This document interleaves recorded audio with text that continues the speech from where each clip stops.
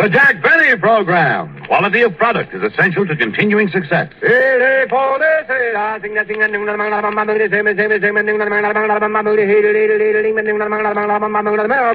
Lucky Strike means fine tobacco. So round, so firm, so fully packed. So free and easy on the draw. LSMFT. LSMFT. LSMFT. Sure thing. That's right. Lucky Strike means fine tobacco.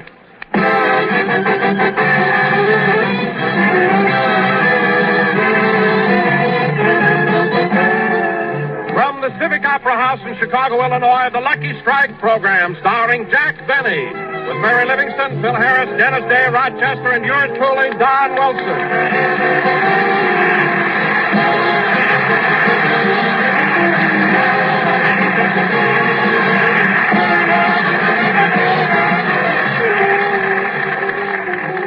And now, ladies and gentlemen, from Chicago, which is just a stone's throw from Waukegan, we bring you something that was thrown back, and here he is, Jack Benny.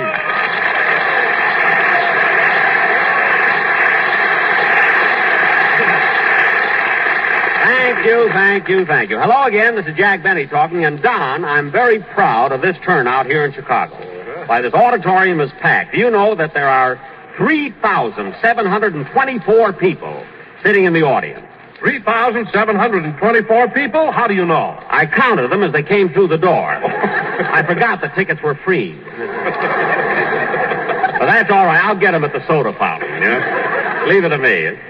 Well, Jack, since we're broadcasting so close to Waukegan, I presume your father is in the audience? Yes, he is, Don. He just got back from a trip to Florida, Havana, and Bermuda. Oh, I thought your father spent most of his time at home. And he used to, Don, but since he won the I Can't Stand Jack Benny contest, he traveled.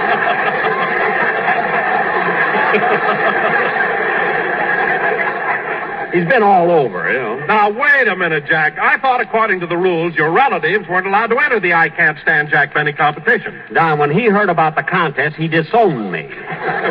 So it was perfectly legal. Jack, I'll bet you didn't get many contest letters from the people in Chicago. They seem to like you here. They certainly do, Don. Did you see that reception I got at the station? Why, they tore the shirt right off of me. Of course, I don't blame them. After all, it isn't very often they get to see two movie stars at the same time. Two movie stars? I have a picture of Charles Boyer tattooed on my chest. You have? Oh, I don't believe it. Open your shirt. All right. There. Well, sure enough, Charles Boyer. Jack, what's the idea? It's a little trick I use for close-ups, you see. When I raise my arms, he smiles. You'll be surprised how this tattoo of Boyer on my chest has helped me to... Oh, hello, Mary. Hello, Jack. Hello, everybody.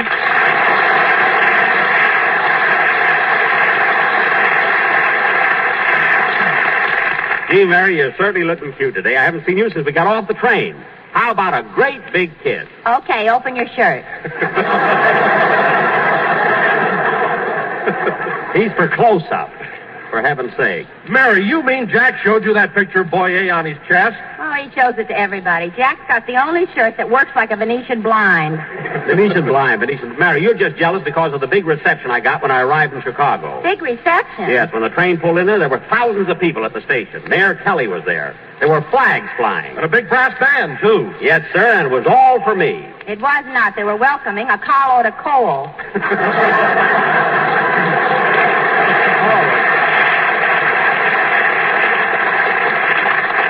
Oh, is that what it was?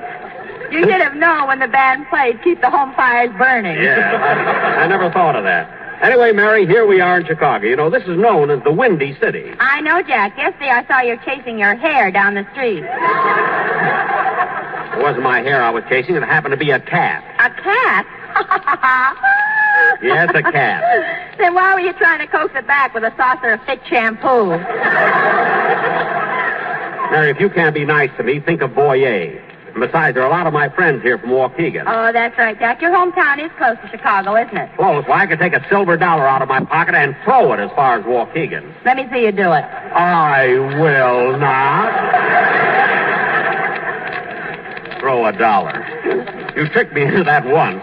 The string broke. By the time I found it, inflation set in. It was only worth 63 cents. So So don't try to... Cheer up, Chicago. Your dim out is bad, but here comes Harris, that bright little lad. Yes. Turn on that switch and let me loose. Oh, that opera. It's my bread and butter, Jackson. A nice way over there. Hey, Phil, what do you want to come in with an entrance like that for? This dim out in Chicago is a serious thing. You're not kidding, Jackson. It is. Last night, Frankie, my guitar player, wrote out a check, and it was so dark he signed somebody else's name. What? Now they got him charged with arson. Arson? You mean forgery? No, arson. That check was so hot it burned down the bank. Oh, Harris, you may not have bushy eyebrows, but you sure keep the country in an uproar.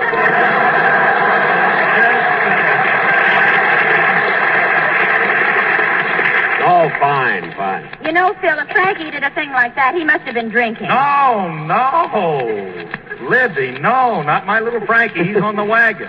Why, he hasn't had a drink. That kid hasn't had a drink since Since when? Wait a minute, I'm looking at my watch. That's what I thought. Phil, forget about Frankie. After all, we came to Chicago to do a show, so let's do it. Yeah, good old Chicago. This is a great town, Jackson, but it's a little windy, isn't it? Well, of course, that's why they call it the Windy City. Yeah.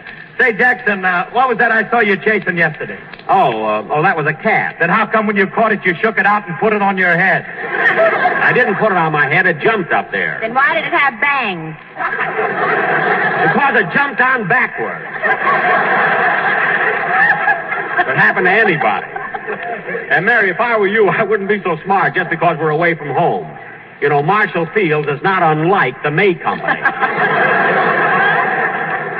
You know that, and it won't be much fun working in the dark, either. Say, Jackson, I meant to ask you, how come they got this dim out here in Chicago? Phil, don't you know what's going on? Don't you read the papers? It's the kind of the coal shortage. Yeah, isn't it awful? Huh? Oh, hello, Dennis.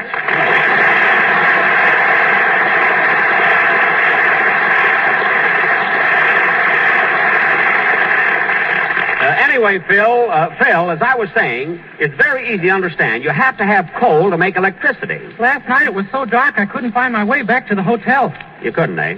You see, Phil, coal is the fuel they burn in boilers. 3 times I fell over a fire plug. That's too bad. Now, they burn the coal to heat the water into steam. And then... Finally, an old lady had to help me across the street. Really? Then they use the steam... She used to be a Girl Scout. Good. Then they use the steam to spin the turbines which generate the electricity. Well, then how come we don't have a dim out in Los Angeles? Well, out there we don't use coal, you see. We get our electricity from Boulder Dam. Ooh, what he said. Dennis, Boulder Dam is the place... He said it again. Oh, look, Dennis, I'm trying to explain something to Phil. Will you just be quiet until it's time for your song? Okay, but I don't know if I'll be able to sing good. I'm tired. Tired? Yeah, I had an awful time on the train. It's tough trying to sleep between Mr. Harris and his guitar player. Oh, you mean it's too crowded? No, they kept setting the bottle on my stomach.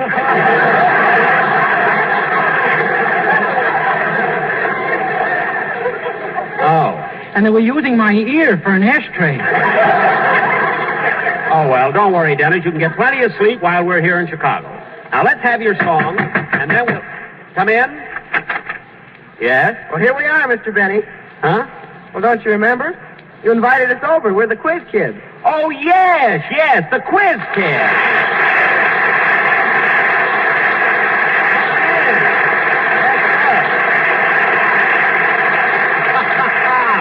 Look at that little one there. Take off your hats, kid. Take off your hats. Come right in. Come on, sit down and watch the show. Watch the show?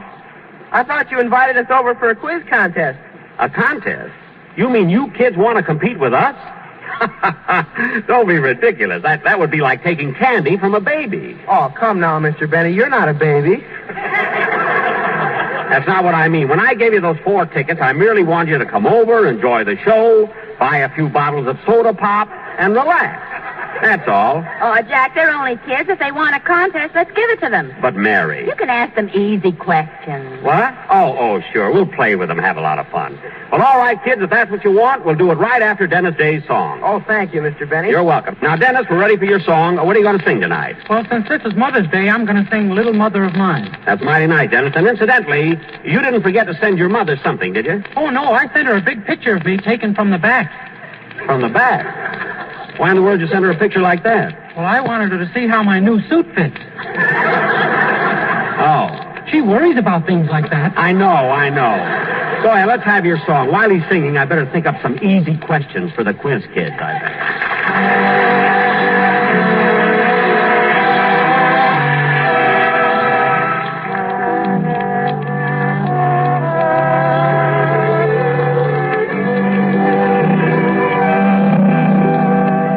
Sometimes in the hush of the evening hour, when shadows creep from the west,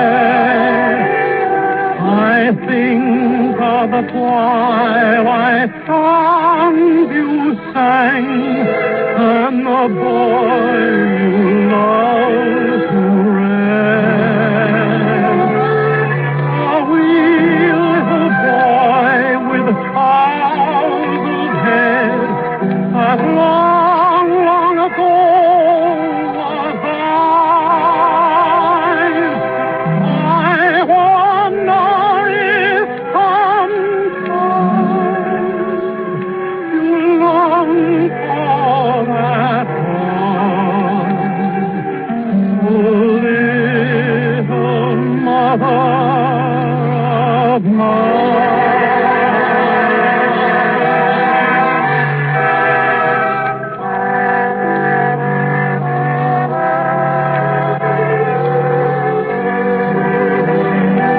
And now has come to man's estate, grown stalwart in body and strong.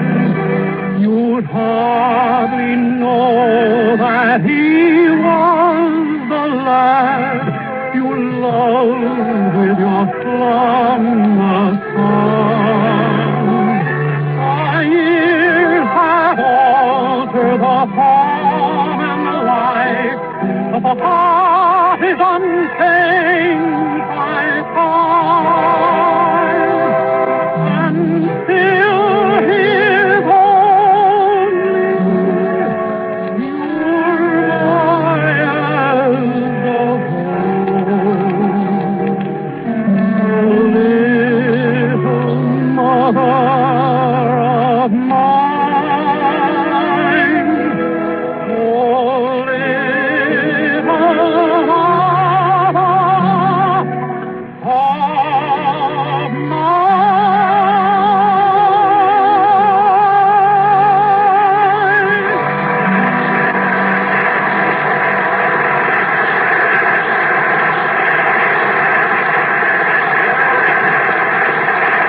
Now, ladies and gentlemen, for our feature attraction, we are going to have a contest between the Lucky Strike Kids and the Quiz Kids. These children are here tonight to match wits with Mary Livingston, Don Wilson, Dennis Day, and Phil Harris, who are all raring to go. We'll learn them, eh, fellas? That gives you an idea, folks.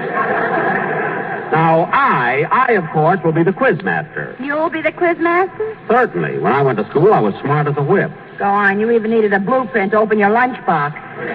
Oh, stop, will you? Now, come on, let's get started with our questions. First, Hold it a minute. Hello? Oh, Mr. Benny, this is Rochester.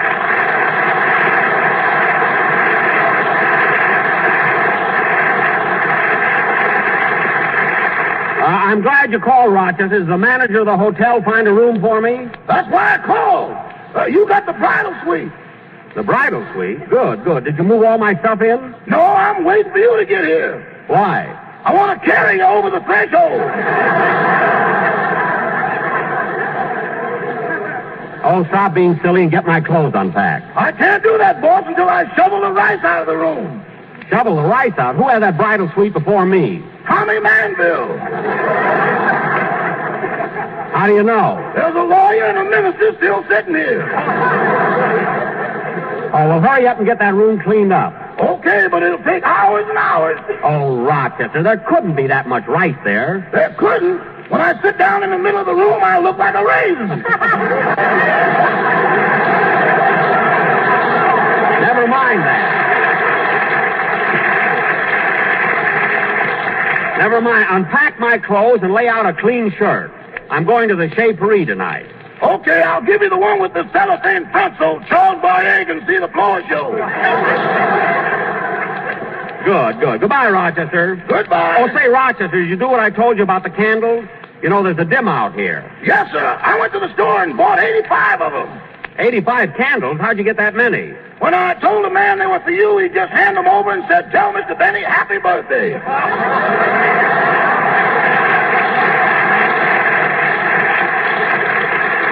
Well, that was very nice. Goodbye, Rochester. Goodbye. And now...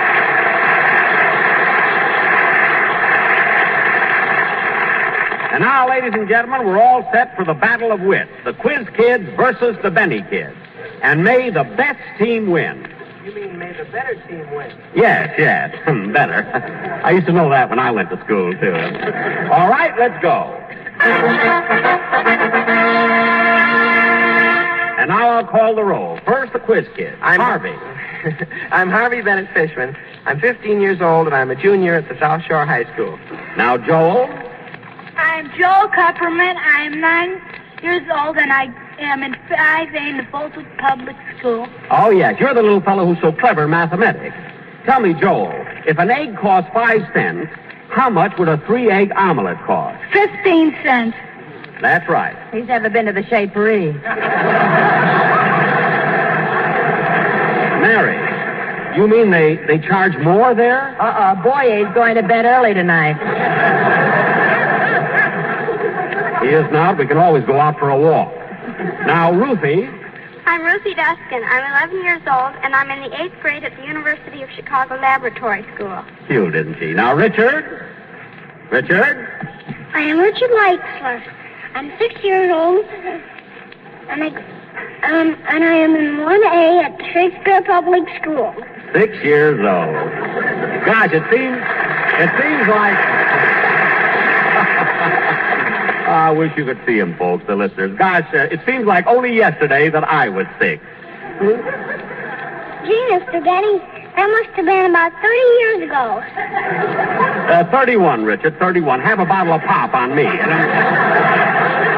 And now for the Benny kid. Philip? I'm Philip Harris. I live in Encino, California, and 3 nights a week I attend the Hollywood Recreation Pool Room. What do you specialize in, Philip? The 4-ball in the side pocket. Very good, very good. And now, Mary. I am Mary Livingston. I live in Beverly Hills, and I graduated from the May Company. Oh, that's a lovely place. What did you learn there? If you've worn the stockings, madam, you cannot exchange them.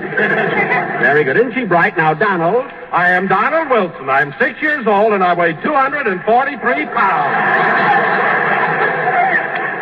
He's the cutest one of all. What is your ambition, Donald? I haven't any. That's why I'm so fat.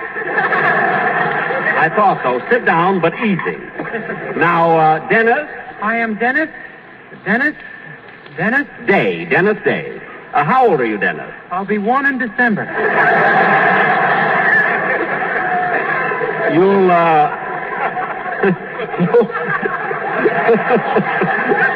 Wait a minute. You'll be 1?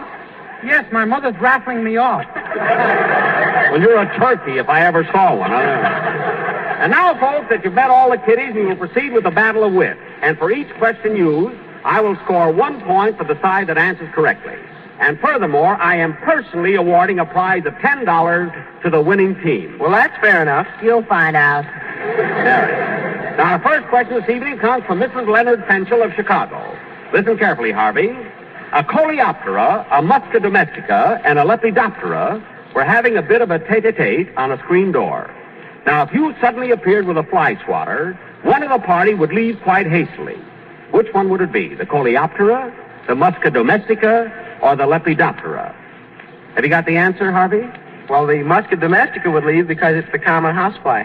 Oh. I mean, very good, Harvey. That's 1 point for the quiz kid. Now, Dennis, in order to be absolutely fair, I'm going to ask you a question along the same line. Now, listen carefully. What fly would you associate with butter?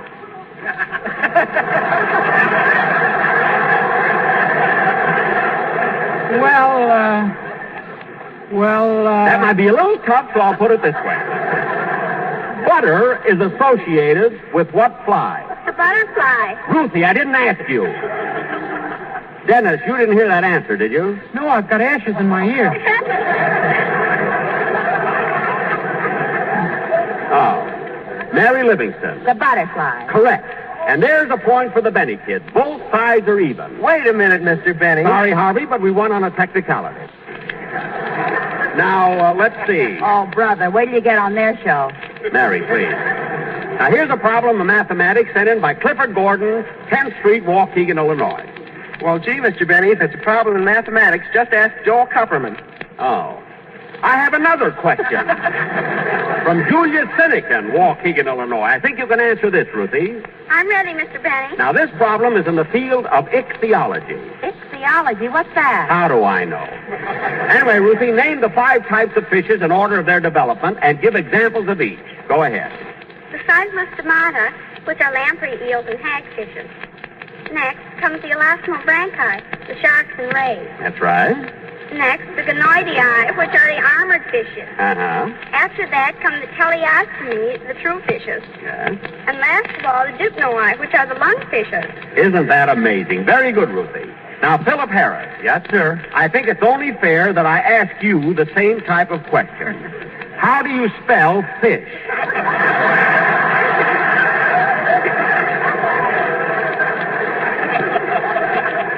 Come on, Philip, go ahead. How do you spell fish? F-I-S-C-H. That's right. That's right, Joe Fish. I know him well. That's 2 points for the quiz kids and 2 points for the Benny kids. Now, Richard, here's a problem in mathematics that comes from Dave Wolf of Chicago. Well, Mr. Benny, if it's a problem in mathematics, why don't you ask Joel Kupperman? Harvey, don't tell me how to run my contest. I'm going to ask Richard. Now, Richard, 2 men who earn $450 and $150 a month, respectively, decide to build a house and divide the cost in proportion to their income. Each of these 2 men has 3 sons who help with the work, but they cannot work full time. One works every day, the second every other day, the third every third day, and so on. Are you following, Richard? Yes, are you?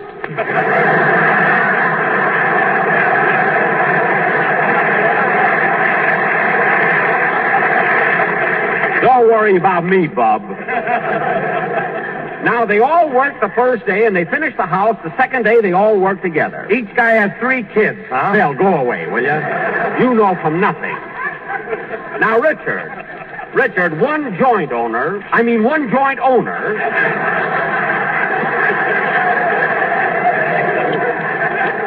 has to pay $1,500 more than the other. How much did the house cost, and how long did it take to build it? Well, Dennis, I see you got your hand up. What is the answer? Butterfly.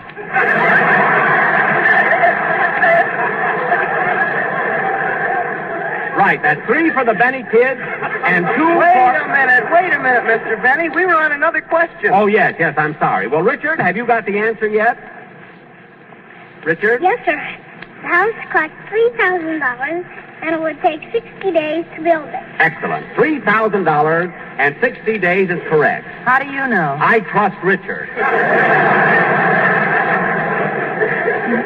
Now, let's see. Oh, Mr. Benny, What is it, Dennis? button your shirt. Child foyer is peeping out. Oh, yes. Well, Richard earned another point for the quiz kids, making it 3-3. Now, Mary, here's your question. The answer is 15. Wait till I ask you. Now, Mary, concentrate. If you had 20 apples and your mother took away 10 and gave you back 5, how many would you have? 15, you heard me. How did you know I was going to ask you? Boyer told me. Now, cut that out. Boyer told you. I told you to button your shirt. Quiet. Now, here's a question for Donald Wilson. Donald. Oh, Don. Hey, Fatty. Yes?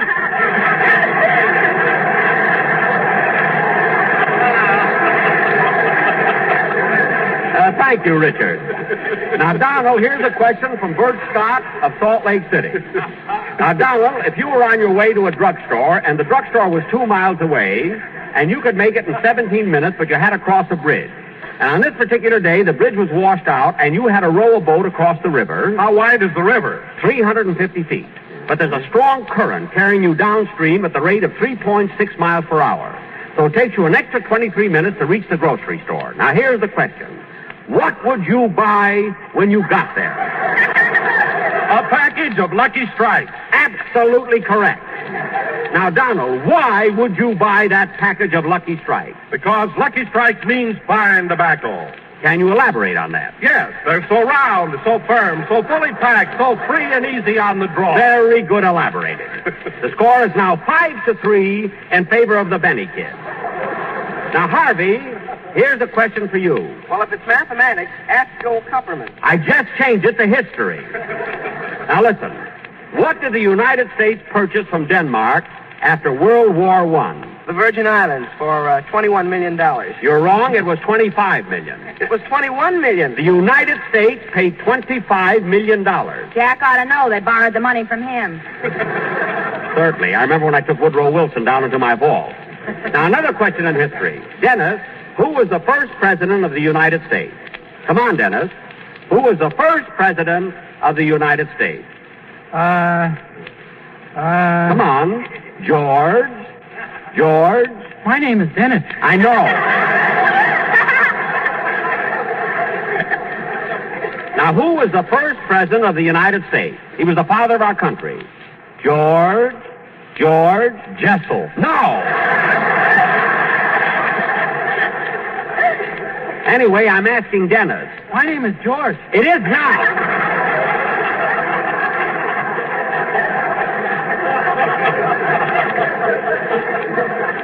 All right, Phil, I'll ask you. Who was the first president of the United States? George. What do women do on Monday? Washing? That's right, George. Washing. There. What am I sticking out at you? Your tongue. Correct. George Washington. The score is 6-3 in favor of the Benny kids. We win, and the $10 bill goes to me. Wait a minute. This is a frame-up. Frame-up? These questions were on the up and up. Well, you were cheating. Oh, yeah? Well, it's a good thing Richard didn't say that. Believe me. Oh, come on, kids. Let's go. Let's get out of here. Wait a minute. How do you like that? A bunch of sore losers. Play, genius.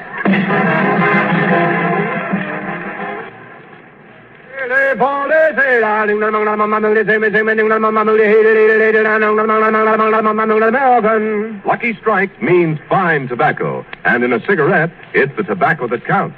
So round, so firm, so fully packed, so free and easy on the draw. The famous tobacco auctioneers are on tonight's program. Mr. L.A. Speed Riggs of Goldsboro, North Carolina.